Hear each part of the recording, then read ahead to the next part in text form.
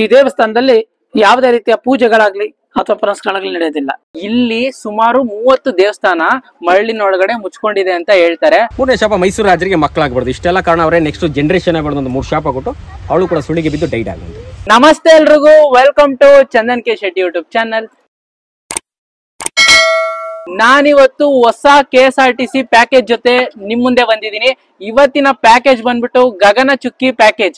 ಇದ್ರ ಕಾಸ್ಟ್ ಬಂದ್ಬಿಟ್ಟು 600 ರೂಪಾಯಿ ಪರ್ ಪರ್ಸನ್. ಸೊ ಈ ಪ್ಯಾಕೇಜ್ ಅಲ್ಲಿ ಏನೇನಿರುತ್ತೆ, ಯಾವ ಪ್ಲೇಸ್ ಎಲ್ಲ ಕವರ್ ಮಾಡ್ತಾರೆ ಅಂತ ನಿಮ್ಗೆ ಹೇಳ್ತೀನಿ.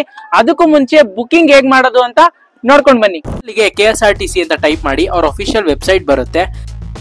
ಅದಾದ್ಮೇಲೆ KSRTC ಟೂರ್ ಬುಕಿಂಗ್ ಅಂತ ಇರುತ್ತೆ, ಅದ್ರ ಮೇಲೆ ಕ್ಲಿಕ್ ಮಾಡಿ.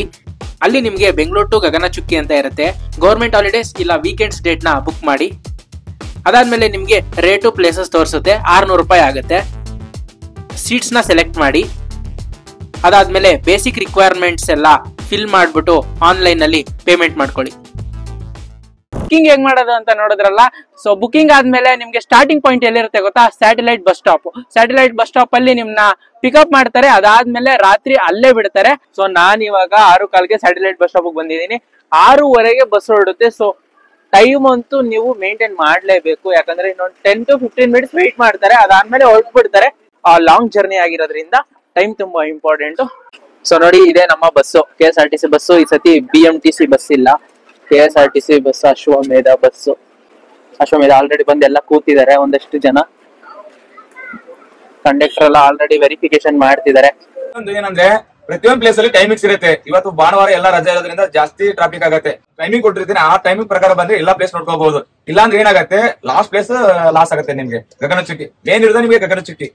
ನಾವು ನಾಷ್ಟಕ್ಕೆ ಬಿಡದಿ ತಟ್ಟೆ ಇಡ್ಲಿಕ್ಕೆ ಬಂದಿದೀವಿ. ಇಲ್ಲೊಂದು ಅರ್ಧ ಮುಕ್ಕಾಲು ಗಂಟೆ ಟೈಮ್ ಕೊಟ್ಟಿದ್ದಾರೆ. ಫಸ್ಟ್ ನಾಷ್ಟ ಮಾಡ್ಕೊಂಡು ತಿರ್ಗಾ ಪಯಣನ ಶುರು ಮಾಡೋಣ. ಫಸ್ಟ್ ಬಂದು ಸೋಮನಾಥಪುರ ಕೇಶವ ಟೆಂಪಲ್ ಅಲ್ಲಿ 20 ರೂಪೀಸ್ ಆನ್ಲೈನ್ ಟಿಕೆಟ್ ಮಾಡ್ಕೋಬೇಕು ನೀವು. ಚಿಕ್ಕ ಮಕ್ಕಳಿಗೆಲ್ಲ ಬರೋದಿಲ್ಲ ಅದು, ಆದ್ರಿಂದ ನೀವ್ ಏನ್ ಮಾಡ್ಬೇಕು, ಆನ್ಲೈನ್ ಟಿಕೆಟ್ ಮಾಡ್ಕೊಳ್ಳಿ. ಸೊ ಅವ್ರ ವೆಬ್ಸೈಟ್ ಹೋಗಿ ಇಲ್ಲಿ ಆನ್ಲೈನ್ ಬುಕಿಂಗ್ ಮಾಡ್ಕೋಬೇಕು. 20 ರೂಪೀಸ್ ಚಾರ್ಜಸ್ ಆಗುತ್ತೆ.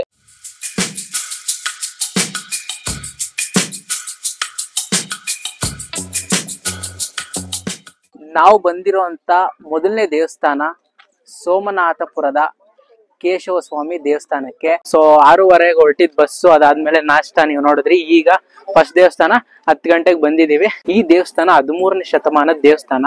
ಸೊ ಈ ದೇವಸ್ಥಾನದ ಬಗ್ಗೆ ಅಲ್ಲಿ ಗೈಡ್ ಇರ್ತಾರೆ. ಸೊ ಗೈಡ್ಗೆ 20 ರೂಪಾಯಿ ಇರುತ್ತೆ. 20 ರೂಪಾಯಿ ಕೊಟ್ರೆ ಅವರು ನಮ್ಗೆ ಈ ದೇವಸ್ಥಾನದ ಮಹತ್ವ ಎಲ್ಲ ತಿಳಿಸ್ಕೊಡ್ತಾರೆ.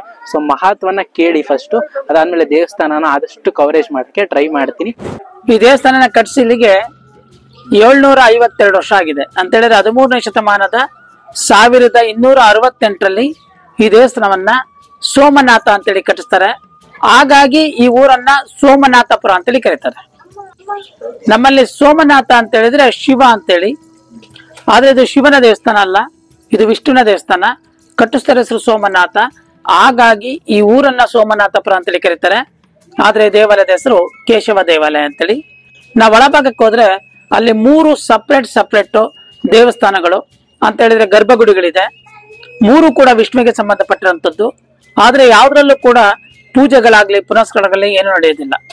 ಕಾರಣ ಏನಪ್ಪಾ ಅಂತ ಹೇಳಿದ್ರೆ, ಈ ದೇವಾಲಯದ ಮೇಲೆ 2 ಬಾರಿ ಮುಸ್ಲಿಂ ರಾಜರುಗಳ ದಾಳಿಗಳಾಗ, ಹಾಗೆ ಲೂಟಿ ಮಾಡಿದಂತ ಸಮಯದಲ್ಲಿ ಒಳಗಡೆ ಪೂಜೆ ಮಾಡ್ತಿದ್ದಂತ ಮೂಲ ವಿಗ್ರಹಗಳನ್ನ, ಮುಖ್ಯ ವಿಗ್ರಹಗಳನ್ನ ಹೊಡೆದಾಕ್ಬಿಡ್ತಾರೆ.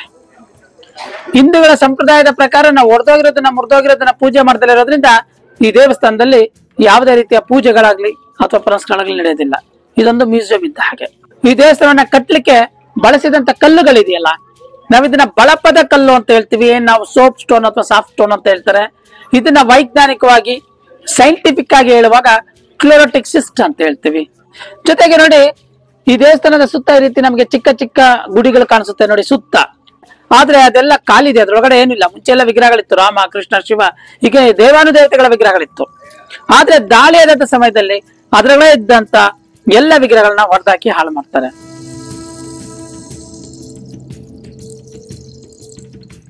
ಸಮಯ ಇವಾಗ 11 ಗಂಟೆ ಕರೆಕ್ಟ್ ಆಗಿ ನಮ್ಮ ಸಮಯ ಮುಗ್ದಿದೆ. ವಿಸಿಲ್ ಹೊಡಿತಿದ್ದಾರೆ. ಕೇಶವ ಸ್ವಾಮಿ ದೇವಸ್ಥಾನಕ್ಕೆ ಟಾಟಾ ಹೇಳ್ತಾ ನೆಕ್ಸ್ಟ್ ಡೆಸ್ಟಿನಿ ನಾವೆಲ್ಲ ಹೋಗ್ತಿದೀವಿ ಹೇಳಿ ತಲಕಾಡ್ಗೆ ಹೋಗ್ತಿದೀವಿ. ಸೊ ತಲಕಾಡ್ಗೆ ಹೋಗೋಣ ಬನ್ನಿ.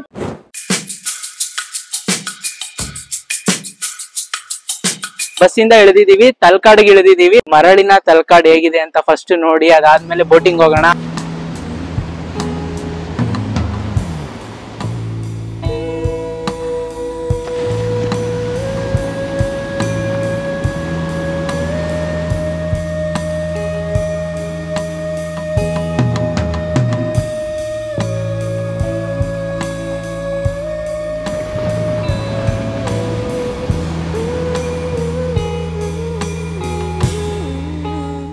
ಇಲ್ಲಿ ಶಾರ್ಟ್ ರೈಡ್ ಗೆ 60 ರೂಪಾಯಿ ಒಬ್ರಿಗೆ.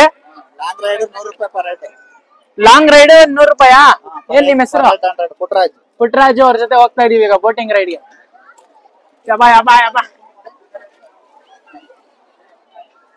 Boating boating. ಪುಟ್ಟರಾಜು ಅವ್ರು ಹೊಂಟೋದ್ರಲ್ಲ ಮಾಮ, ನಮ್ಮನ್ ಬಿಟ್ಬಿಟ್ಟು. ಪುಟ್ಟರಾಜು ಬರ್ತಾವ್ರಿ ಈಗ.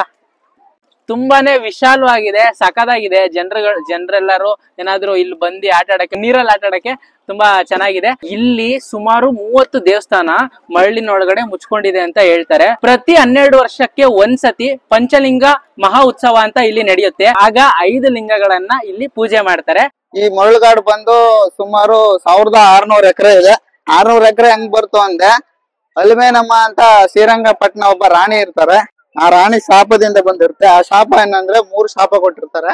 ಮೊದಲೇ ಶಾಪ ಬಂದು ತಲಕಾಡು ಮರಳಾಗಲಿ. ಮತ್ತೆ ಅವಳೊಬ್ಳು ದೈವ ಭಕ್ತೆ, very powerful queen. So immediately 60 feet height coming, full enter city full cover by side.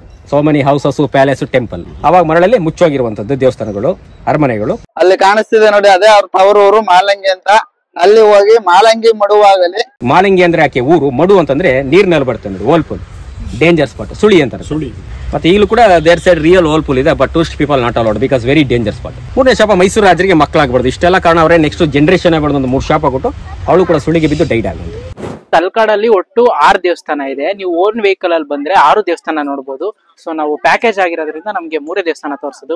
Own ಆಗಿ ಬಂತು ಅಂದ್ರೆ 6 ದೇವಸ್ಥಾನ ನೋಡ್ಬೋದು. ಪಾತಾಳೇಶ್ವರ, ವೀರಭದ್ರೇಶ್ವರ, ವೈದ್ಯನಾಥೇಶ್ವರ. ಎಲ್ಲಂದ್ರೂ ಮರಳು ಮರಳು ಮರಳು. ಮತ್ತೆ ತಲಕಾಡು ನೇಮ್ ಹೇಗ್ ಬಂತು, ಅದ್ರ ಇತಿಹಾಸ, ಅದ್ರ ಕತೆ ಎಲ್ಲ ನೀವು ನೋಡಿದ್ರಿ. ಈಗ ನಾವು ಬಂದಿರೋಂಥದ್ದು ಪಾತಾಳೇಶ್ವರ ದೇವ್ರ ದರ್ಶನ ಮಾಡೋದಕ್ಕೆ ಬಂದಿದೀವಿ.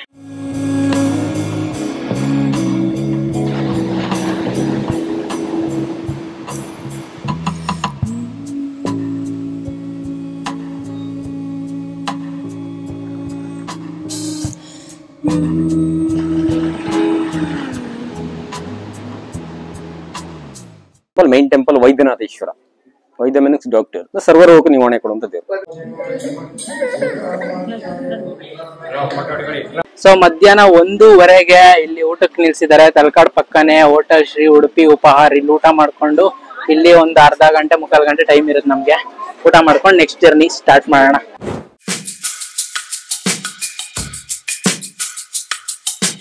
ಇವಾಗ 3ನೇ ಪ್ಲೇಸ್ಗೆ ಬಂದಿದೀವಿ.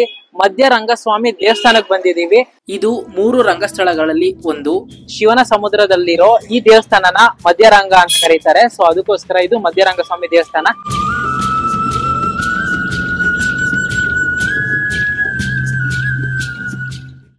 ಈಗ ಸಮಯ 4 ಗಂಟೆ. 4 ಗಂಟೆಗೆ ನಾವು ಒಂದೊಳ್ಳೆ ಪ್ಲೇಸ್ಗೆ ಬಂದಿದೀವಿ. ಸೊ ಯಾವ ಪ್ಲೇಸ್ ಅಂತ ನಿಮ್ಗೆ ಇವಾಗ ತೋರಿಸ್ತೀನಿ ನೋಡಿ. ಬರಾಚುಕ್ಕಿ ನೋಡ್ತಿದ್ದೀರಾ ಹೇಗ್ ಬರ್ದಿದೆ ವಾಟರ್ ಫಾಲ್ಸ್. ಸೊ ಈಗ ಬರಾಚುಕ್ಕಿಲಿದೀವಿ. 4 ಗಂಟೆಗೆ ಬರಾಚುಕ್ಕಿಲಿದೀವಿ. ಇಲ್ಲಿ ನಮ್ಗೆ 30 ಮಿನಿಟ್ಸ್ ಟೈಮ್ ಕೊಟ್ಟಿದ್ದಾರೆ. ಗಗನಚುಕ್ಕಿಗೆ ಜಾಸ್ತಿ ಟೈಮ್ ಕೊಡ್ತಾರೆ. ಸೊ ಬರಾಚುಕ್ಕಿಗೆ ಬರೀ 30 ಮಿನಿಟ್ಸ್ ಕೊಟ್ಟಿದ್ದಾರೆ. ನಾನು ತುಂಬಾ ಹತ್ರ ಹೋಗಿ ತೋರಿಸ್ತೀನಿ ನಿಮ್ಗೆ ಹೇಗಿದೆ ಅಂತ ಬರಾಚುಕ್ಕಿ. ಕರೆಕ್ಟ್. ಇಲ್ಲಿ ಇನ್ನೊಂದ್ ಏನಂದ್ರೆ ನಿಮ್ಗೆ ಟಿಕೆಟ್ಸ್ ಇರುತ್ತೆ. ಟಿಕೆಟ್ ಪ್ರೈಸ್ ಬಂದ್ಬಿಟ್ಟು 10 rupees per person ಇರುತ್ತೆ. ಇನ್ನು ಇಲ್ಲಿ ಕೆಳಗಡೆ ಹೋಗ್ಬೋದು. ಕೆಳಗಡೆ ಹೋದ್ರೆ ವ್ಯೂ ನೋಡಿ ಸೂಪರ್ ಆಗಿದೆ ಇಲ್ಲಿಂದನು. ವೀಕೆಂಡ್ ಆಗಿರೋದ್ರಿಂದ ತುಂಬಾ ಜನ ಸಾಗರ.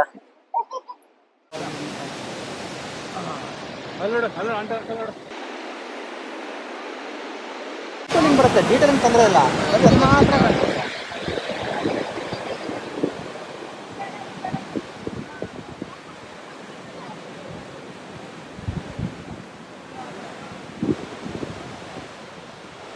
ಈಗ ಬರಾಚುಕ್ಕಿ ನೋಡಾಯ್ತು.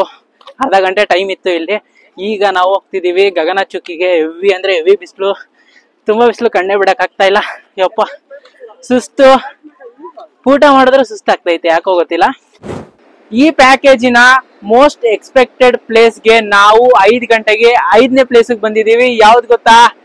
ಗಗನಚುಕ್ಕಿ. ಸೊ ನಿಮ್ಗೆ ದೂರದಿಂದ ಇರೋದ್ರಿಂದ ಕಾಣಿಸ್ತಿಲ್ಲ. ಬನ್ನಿ ಕೆಳಗಡೆ ಹೋಗಿ ತೋರಿಸ್ತೀನಿ ಹೇಗಿದೆ ಅಂತ. ಸಕ್ಕತ್ತಾಗಿದೆ. ಇಲ್ಲಿಂದ ನೋಡಕ್ ಸೂಪರ್ ಆಗಿದೆ. ಬಟ್ ಕ್ಯಾಮ್ರಲ್ಲಿ ಸ್ವಲ್ಪ ದೂರ ಆಯ್ತಲ್ವಾ, ಅದಕ್ಕೆ ಗೊತ್ತಾಗ್ತಾ ಇಲ್ಲ ನಿಮ್ಗೆ.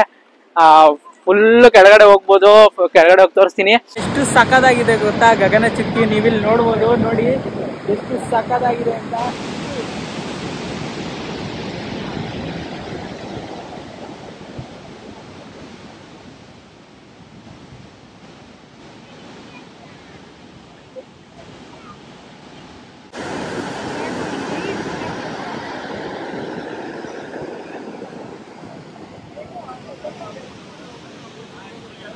ನೋಡಿ